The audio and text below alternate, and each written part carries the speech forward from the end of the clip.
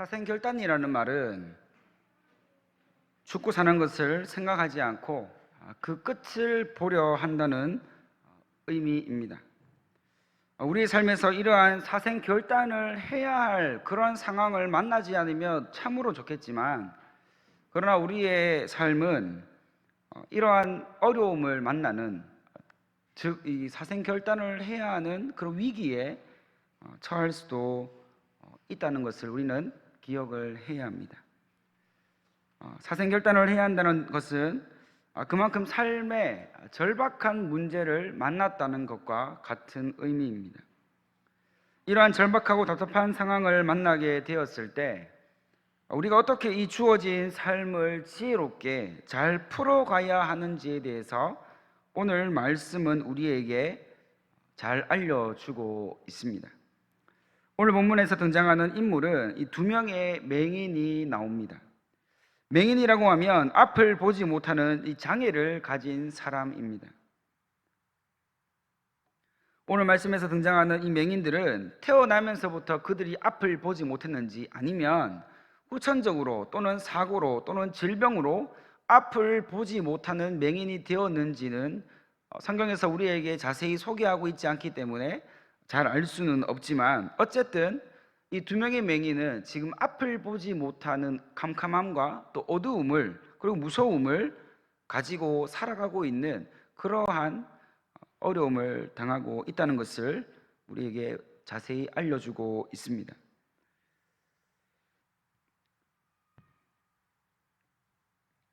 27절을 보면 12년 동안 혈류증을 앓고 있던 그 여인이, 정말 그 죽기까지 고통을 당하고 있던 그 여인을 예수님께서는 고치시는 그런 내용이 나옵니다. 그 혈류병을 앓고 있던 그 여인을 예수님께서 고쳐주실 때에 여인에게 확인한 것이 있었는데, 그것이 바로 그 여인이 가지고 있던 믿음의 유무였습니다. 예수님께서는 아무도 고치지 못했고 그녀가 가지고 있던 그 수많은 재산들을 탕진하고 나서도 그 병을 고치지 못하였는데, 그런데 그 믿음을 확인하고 난 다음에 그 여인에게 믿음이 있음을 확인하고 나신 후에 예수님께서는 곧바로 그 여인을 깨끗하게 고쳐주시는 그런 모습이 27절을 통해서 우리에게 보여지고 있는 것이죠. 혈류증을 앓고 있던 그 여인을 예수님께서 그 자리에서 깨끗하게 고치시고 난 다음에 그 고치시던 그곳에서 떠나려 하실 때에 또다시 그곳에 예수님을 급박하게 필요로 하는 사람들이 나타나게 됩니다. 그 주인공이 바로 이 두 맹인이었는데요, 이 두 맹인이 예수님을 만나는 장면은 일반적인 장면이 아니었습니다. 그냥 조용히 예수님 앞으로 가는 모습이 아니라 그때 그 당시의 모습을 우리가 보면 굉장히 격정적이었던 것을 알 수가 있습니다. 왜냐하면 이 두 맹인이 이제 길을 떠나서 다른 곳으로 이동하려고 하는 그 예수님을 있는 힘껏 큰 소리로 부르짖으며 뒤에서 열심히 따라오고 있었기 때문입니다. 그때 그 상황을 우리가 추측해 본다면 앞을 보지 못했던 그 맹인 두 명이서 앞에 가시는 그 예수님의 무리를 향해서 예수님의 이름을 있는 힘껏, 그리고 온 힘을 다해서 목 놓아 부르짖으며 외치고 있는 그 모습을 우리가 상상해 본다면 그 절박함과 그리고 그 예처로움이 우리에게 느껴질 것입니다. 그리고 그 맹인들이 앞을 보지 못했기 때문에 그들이 빨리 예수님께로 아무리 오고 싶어도 올 수가 없었던 것이죠. 그래서 예수님을 향해서 힘차게 부르고 불렀지만 그들의 속도는 그렇게 빠르지 않았음을 우리는 알 수 있습니다. 그래서 예수님이 그들의 목소리를 듣고서라도 그들을 돌아봐 주시기를 바라는 그러한 간절함으로 예수님을 향해 외치고 있었던 것입니다. 그들이 그렇게 외칠 수밖에 없었던 이유가 있습니다. 그 이유 뭐냐 하면 예수님이 그동안 수많은 병자들을 고치시고 불가능하다고 했던 그 모든 일들을 역전시키셔서 회복시키시고 치유하여 주신다는 그런 소문을 이미 익히 듣고 있었기 때문에 그들도 예수님이라면 우리를 지금 여기서 당장 고쳐주실 수 있을 것이라는 그러한 확고한 믿음이 그들에게 있었습니다. 그래서 그들은 예수님을 놓치지 않기 위해서 그렇게 목이 터져라 예수님을 불렀던 것이죠. 온 힘을 다해서 전목자님까지 다 끌어와서 예수님의 이름을 부를 때에, 예수님의 이름을 부르고 나서 그들이 예수님께 정말로 마음과 뜻과 정성을 다해 온 힘을 다해서 고백했던 그 내용이 나옵니다. 그 내용이 무엇입니까? 바로 그들이 예수님을 향해서 우리를 불쌍히 여겨주세요 라고 하는 이러한 고백을 했다는 것이죠. 단순히 예수님을 찾는 것이 아닙니다. 그들이 예수님을 부르는 것은 앞에 가고 있는 예수님을 멈추게 하기 위해서 그렇게 불렀던 것이 아닙니다. 예수님이 아니면 우리의 삶에 더 이상 기회가 없고 더 이상 소망이 없다는 것을 그들은 알고 있었기 때문에, 이것이 마지막 기회라는 것을 그들이 인지하였기 때문에 그들이 주변 사람 생각하지 않고 자신의 처지 생각하지 않고 자신들이 할 수 있는 대로 최선을 다하여 예수님 앞으로 목이 터져라 부르며 달려오고 있었던 것이죠. 달려올 때에 길가에 넘어질 때도 있었습니다. 달려올 때에 나무에 부딪힐 수도 있었습니다. 그러한 어려움이 있었지만 결국 그들은 예수님을 만나야만 했던 것이죠. 사실 불쌍히 여기달라고 하는 이런 고백은 이 두 맹인들이 그동안 그들의 생명을 유지하기 위해서 수많은 사람들에게 했던 말이었습니다. 이것은 특별한 말이 아니었습니다. 그래서 특별히 많은 사람들에게, 지나가는 사람들에게 구걸하며 나를 좀 불쌍히 여겨주셔서 좀 도와주세요 라고 하던 이런 구걸의 이 외침들이 그들에게는 더 이상 기분 나쁜 일도 아니고 그것이 자존심 상할 일도 아니었다는 거죠. 그들이 살기 위해서 그렇게 해야만 살아갈 수 있었습니다. 왜냐하면 요즘에도 이러한 장애를 가지신 분들이 살아가기가 참 힘든데 과거에는 더욱더 힘이 들었습니다. 다른 사람의 도움 없이는 결코 하루하루 살아가는 것이 어려웠다는 거죠.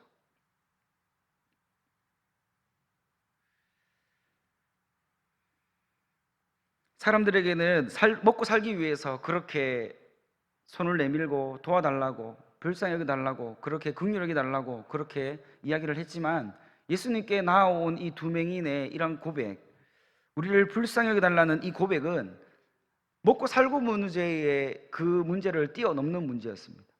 이 맹인들에게 우리를 불쌍히 여겨주십시오 라고 하는 예수님을 향한 이 절규는 그들이 지금 죽고 사느냐의 문제였습니다. 이 말이 무슨 말이냐 하면 예수님이 아니면 더 이상 살아갈 이유가 없습니다라는 이러한 고백이 그 안에 포함되어져 있는 것입니다. 단순히 예수님을 찾는 것이 아니라 지금 자신들을 불쌍히 여겨달라고 외치고 있습니다. 지금 예수님 아니고는 우리에게 더 이상 기회가 없습니다. 더 이상 소망이 없습니다. 살아갈 이유가 없습니다. 예수님 우리를 도와주세요 라고 하는 그러한 절규가 느껴지지 않으십니까? 맹인이 예수님께서 자신들을 불쌍히 여겨달라고 외치고 있는 모습을 지금까지 그들이 먹고 살기 위해서 하던 말이 아니었다고 말씀드렸습니다. 우리는 성경을 통해서 이미 구걸하는 한 사람의 이야기를 잘 알고 있습니다. 누구입니까? 바로 선전 미무에 앉아 있다가 지나가는 자들에게 구걸을 하며 생계를 이어가던 걷지 못하는 한 사람의 이야기를 우리는 잘 알고 있습니다. 베드로와 요한이 그 미문에 앉아 구걸하던 자들을 만나서 그가 구걸하자 아주 유명한 말을 했지 않습니까? 은과 금은 내게 없거니와 내게 있는 것으로 내게 주노니 나사렛 예수 그리스도의 이름으로 일어나 걸으라 라고 했던 이 말을 우리는 기억을 합니다. 결국에는 이 장애를 가진 자들은, 걷지 못하는 자나 앞을 보지 못하는 자는 다른 사람들의 도움을 받지 않고는 살아갈 수 없었던 그 사회적인 구조를 우리에게 잘 보여주고 있는 것이죠. 이 두 맹인도 마찬가지였습니다. 먹고 살기 위해 그동안 수없이 수만 번, 수천 번 많은 사람들에게 손을 내밀며 그렇게 했던 이야기였습니다. 그러나 예수님께는 다른 의미였습니다. 예수님께 더 이상 자신의 삶의 기회가, 자신의 삶의 어려움을 이제는 이겨낼 힘이 없다는 것을 고백했던 그런 처절한 고백이었던 것이죠.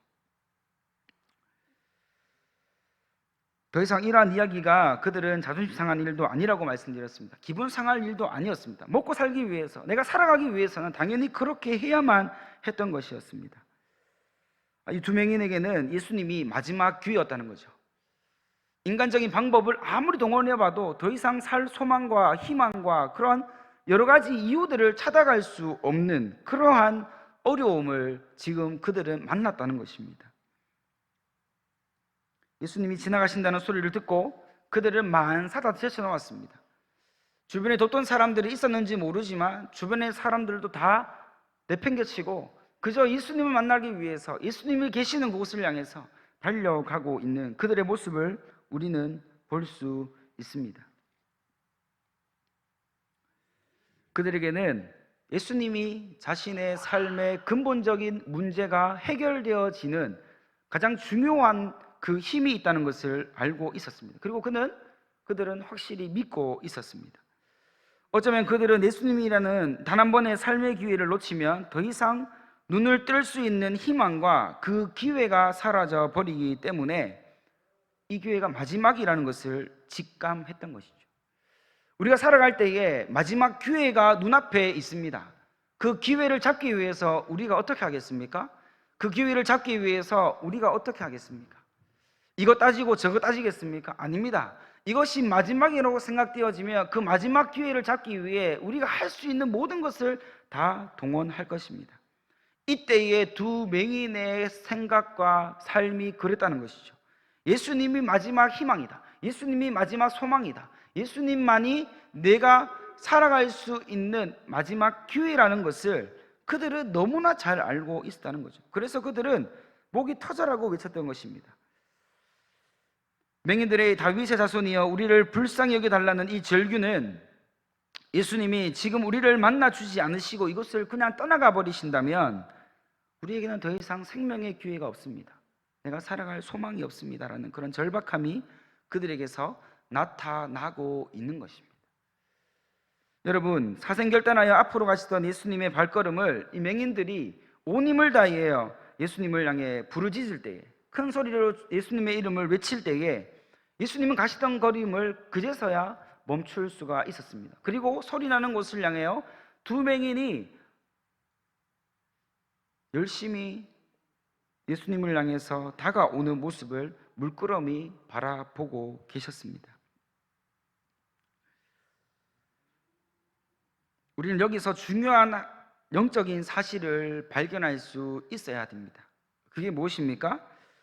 우리가 사랑하는 예수님을 만나기 위해서는 두 가지가 필요합니다. 첫 번째로 우리의 삶의 문제를, 우리의 삶의 어려움을 예수님만이 고치실 수 있다는 믿음이 우리에게 지금 있어야 한다는 거죠. 예수님이 다른 사람의 어려움을 고쳐주셨다더라, 예수님이 다른 사람의 아픔을 아신다더라, 이게 아니라 예수님이 지금 내가 겪고 있는 문제와 이 아픔과 이 질병과 이 모든 문제를 지금 여기서 나를 만나주셔서 고치실 수 있다는 그런 믿음이 지금 우리에게 있어야 한다는 것이죠. 두 번째로 우리가 맹인들과 같이 우리의 삶의 문제를 예수님께서 긍휼히 여겨주시도록 우리의 마음을, 가장 낮은 자의 마음을 가지고 예수님의 은혜를 기다리고 소망하는 그러한 절박함이 우리에게 있어야 한다는 것입니다. 그래야 우리는 사랑하는 예수님을 진짜로 만날 수가 있습니다. 입술로 예수님을 사랑한다 아무리 이야기해도요, 이 두 가지가 준비되어 있지 않으면 예수님을 결코 우리는 만날 수가 없습니다. 예수님을 만났던 모든 사람들의 이야기를 보면 그렇습니다. 내가 낸데 목에 힘을 주고 내가 가진 것들을 의지하고 그렇게 살아가는 자들은 예수님을 진짜로 만날 수가 없다는 거죠. 예수님 앞에 예수님만이 고치실 수 있다는 믿음, 그리고 맹인과 같이 내 삶의 모든 문제, 이 해결할 수 없는 이 아픔과 이 슬픔과 이 어려움들을 하나님만이 긍휼히 여겨주시도록 우리의 삶을 온전히 믿음으로 내어드리는 이러한 믿음의 모습들이 우리 가운데 나타나야 한다는 것입니다. 그래서 우리에게 하나님께서 무엇을 요구하고 있습니까? 가장 먼저 우리에게 중요한 것이 있습니다. 바로 예수님만이 우리 삶의 문제, 어려움, 한계, 여러 가지 것들을 예수님만이 고치실 수 있다는 이 믿음이 지금 우리에게 있는지를 우리는 확인해 보아야 합니다. 이것이 가장 중요한 것이죠. 믿음이 가장 중요한 것입니다.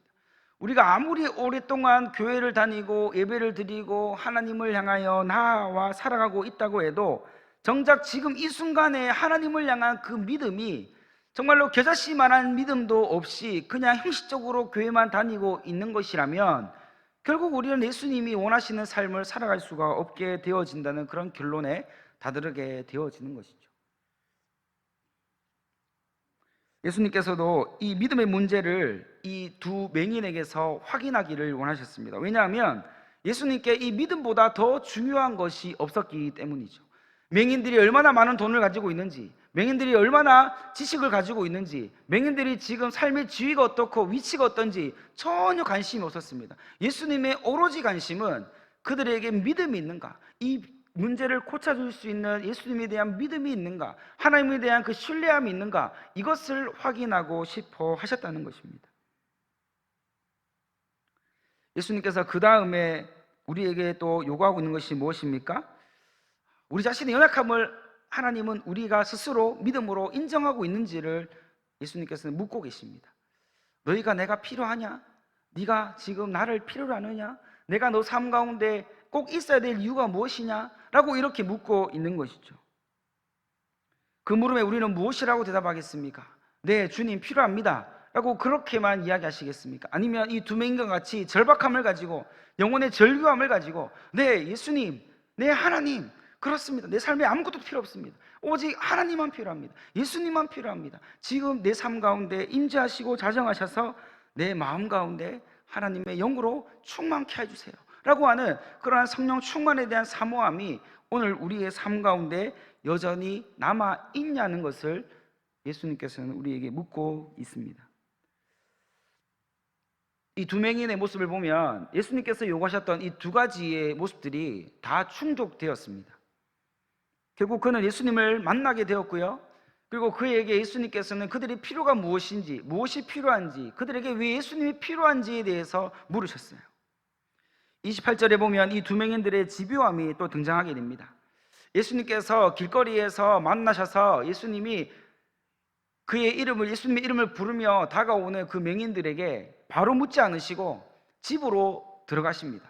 그리고 이 맹인들이요, 거리에서 만났던 예수님이 대답하지 않으시고 집으로 걸어가시는 것들을 묵묵히 뒤를 따라다니면서 계속해서 예수님을 향해서 간구하기 시작합니다. 간청하기 시작합니다. 예수님, 우리를 긍휼하게 해주세요. 예수님, 우리를 불쌍히 여겨 주세요. 계속 이러한 말을 되뇌이면서 예수님의 길을 걸어가고 있었다는 거죠. 사실 집주인이 허락하지 않았는데 집으로 함부로 들어오는 것은 굉장히 결례이고 예의가 없는 행동이었습니다. 그러나 이 맹인들에게는 그런 결례, 예의 이런 것을 따질 여기가 없었습니다. 왜냐하면 예수님이 지금 그들을 긍휼하게 해주시지 않고 그들의 눈을 고쳐주시지 않으면 더 이상 희망이 없고 소망이 없었기 때문에 이러한 무례함, 이러한 예의 없는 것, 그것을 염두에 둘 필요가 없었다는 것이죠. 그들은 집에까지 들어가면서 예수님이 자신들을 고쳐주시기를 간청하면서 집요하게 예수님께 메어 달리는 것을 볼 수 있습니다. 예수님을 결코 놓치지 않겠다는 각오가 나타낸 결과입니다. 이미 그들은 어떻습니까? 사생결단을 했습니다. 예수님 아니면 나는 죽은 것과 같다. 예수님과 끝을 보고 말겠다는 그러한 간절함이 그들에게는 있다는 것이죠. 이러한 모습은 결코 예수님을 놓치지 않겠다는 각오였습니다. 절박함의 결과였다는 것이죠. 이미 그들은 사생결단했기 때문에 예수님과 끝을 내고 말겠다는 그러한 강렬한 의지가 그들에게는 있다는 것을 우리에게 보여주고 있습니다. 우리가 예수님을 조금 믿다가 이거 아닌가 봐요. 예수님을 좀 믿다가 힘들면 포기해버리고, 기도 좀 하다가 안 되면 다른 길을 선택하고, 이런 것들이 아니라 처음 예수님을 선택했던 그 모습 그대로 끝까지 예수님 앞에 머물러 있는 이 두 맹인의 모습을 우리에게 보여주고 있는 것이죠. 그렇게 끈질기게 따라오는 두 맹인을 예수님은 내치지 않으셨습니다. 어디 겁 없이, 어디 예의 없이, 내가 허락지도 않았는데 집에 들어오다니, 이렇게 말씀하지 않으셨어요. 오히려 집으로 들어온 그들을 따뜻하게 맞아주시면서 그들에게 말씀하십니다. 내가 능히 이 일을 할 줄을 믿느냐? 집으로 들어오시기까지 얼만큼의 시간이 흘렀는지 모르지만 집요하게 따라오면서 예수님께 그들을 긍휼하게 달라고, 불쌍히 달라고 예수님을 향해서 외치고 간청하고 있는 그들의 소리를 다 듣고 계셨던 예수님이 집으로 들어와서 그들을 물끄러미 바라보시면서 하시던 말씀이, 내가 능히 이 일 할 줄을 믿느냐? 내가 이 일을 너희에게 행할 줄 믿느냐? 내가 이 일을 너희에게 행하여서 너희 눈을 뜨게 할 줄 믿느냐? 라고 이렇게 물어보셨다는 것이죠. 예수님께서 맹인들의 눈을 고쳐주실 것을 믿느냐는 이 질문은 예수님께, 그리고 이 두 맹인에게는 너무나 중요한 질문이었습니다.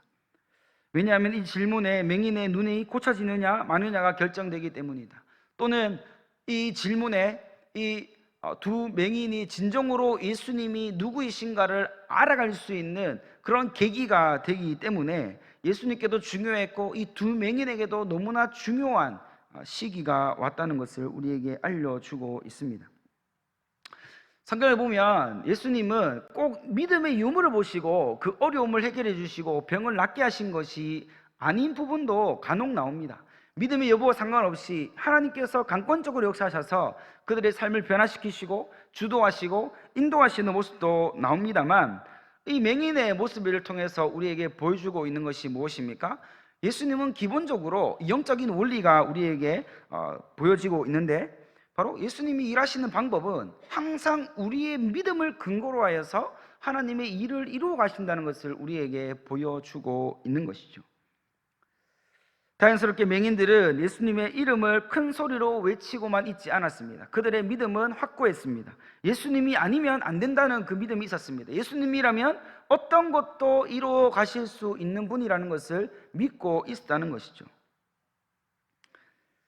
그래서 그들은 그런 믿음으로 예수님께 이렇게 대답합니다. 주여 그러하오리이다. 주여 그러하오리이다.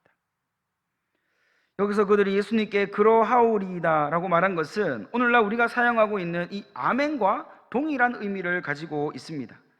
하나님만이 이 일을 하실 줄 믿습니다. 하나님이면 이 일을 충분히 해내실 줄 믿습니다. 하나님만이 이 일을 하실 줄 믿습니다 라고 하는 이 믿음의 고백이 이 두 맹인의 입술에서 믿음을 통해 선포되어져 나오고 있는 그런 역사적인 그 순간을 우리에게 보여주고 있다는 것이죠.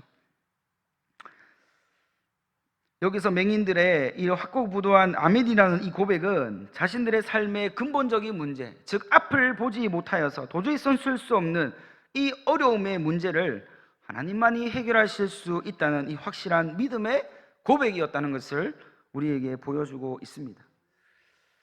예수님께서도 그들에게 확실한 믿음을 보시고는 더 이상 그들에게 다른 것을 묻지 않습니다. 그리고 그의 믿음을 확인하시고는 곧바로 그들의 눈을 만지셔서 그들의 눈을 다시 볼 수 있도록 고쳐주기 시작하시는 것을 볼 수 있습니다. 그들의 눈을 만져주시면서 예수님께서 하신 말씀이 있습니다. 뭐라고 말씀하셨을까요? 내 믿음대로 되리라. 아멘. 내 믿음대로 되리라. 이 한마디로 모든 것이 다 끝났습니다. 믿음을 확인하시고자 했던 예수님이 맹인들의 믿음을 확인하셨고, 간절함과 또한 그 절규와 또 그 간곡함을 아시는 예수님께서 다른 건 묻지 않으셨어요.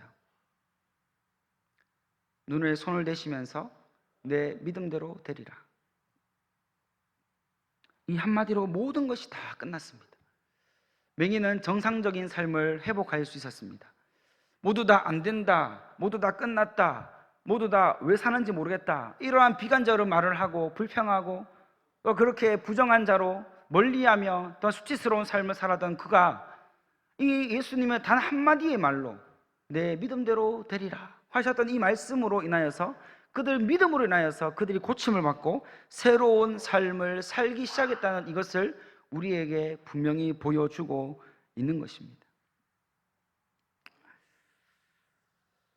우리는 이러한 모습을 보면서 맹인들에게 물으셨던 이 믿음의 확실함을 오늘 살아오고 있는 우리 모두에게 한 사람 한 사람에게 확인하고 싶어 하신다는 이 사실을 우리는 기억을 해야 합니다. 우리가 그동안 얼마나 많은 말씀 앞에서 아멘이라고 고백하였습니까? 얼마나 많은 상황 가운데서 아멘이라고 고백을 하며 살아왔습니까? 그렇게 많은 시간 하나님이 그렇게 하실 줄 믿습니다라고 고백을 하며 살아왔는데, 그렇다면 그 모든 믿음의 고백, 그 아멘의 고백대로 우리의 삶 가운데 그 아멘에 대한 그 결과물이, 그 증거가 우리의 삶 가운데 있습니까? 하나님이 응답하신 그 결과가 우리의 삶 가운데 나타나 있습니까? 이 두 맹인이 눈을 뜬 것처럼 우리의 삶 가운데 분명하고도 확실한 하나님께서 함께 하시고 역사하신 그 믿음의 결과물이 우리의 삶 가운데 어느 부분에 지금 자리 잡고 있는지를 오늘 이 시간 우리는 확인할 수 있어야 됩니다.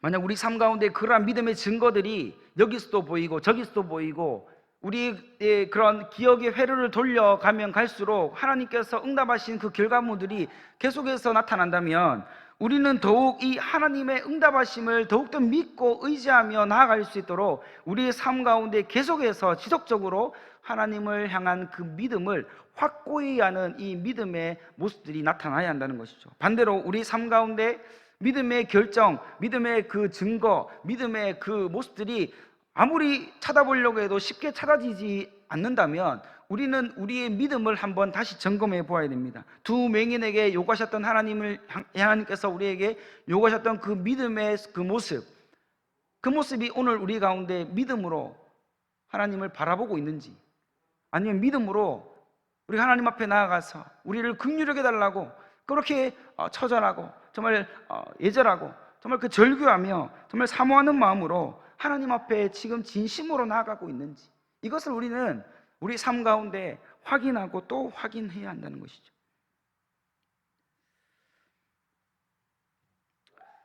우리가 믿음의 고백 앞에서도 나의 문제와 삶의 어려운 문제들이 해결되어지지 않고 또 믿음의 증거가 나타나지 않았다면 우리는 여기서 포기하면 안 됩니다. 계속해서 우리는 이 두 맹인에게 요구하셨던 그 믿음이 우리의 믿음이 되어질 수 있도록 날마다 하나님 앞에 나아가서 기도하고 날마다 하나님께 우리를 새롭게 하시는 그 믿음의 자리로 인도해 주시도록 하나님의 그 인도하시는 손길을 우리가 기대하며 하나님께 늘 머물러 있어야 한다는 것을 오늘 우리는 다짐하고 결단할 수 있는 그런 믿음의 시간이 되어지기를 간절히 바랍니다. 우리에게는 믿음의 증거가 있어야 됩니다. 눈을 떴던 그 증거, 우리 삶 가운데 하나님의 살아계심을 정말로 내가 믿고 의지하며 내가 누구에게라도 이 하나님의 살아계심과 그 믿음에 대한 증거를 말할 수 있는 그러한 모습들이 우리에게는 다 있어야 한다는 것이죠. 결국 맹인들은 그 사람들에게 그동안 손가락질 받으며 비아냥됨을 당하고 또 무시를 당하고 살아왔습니다.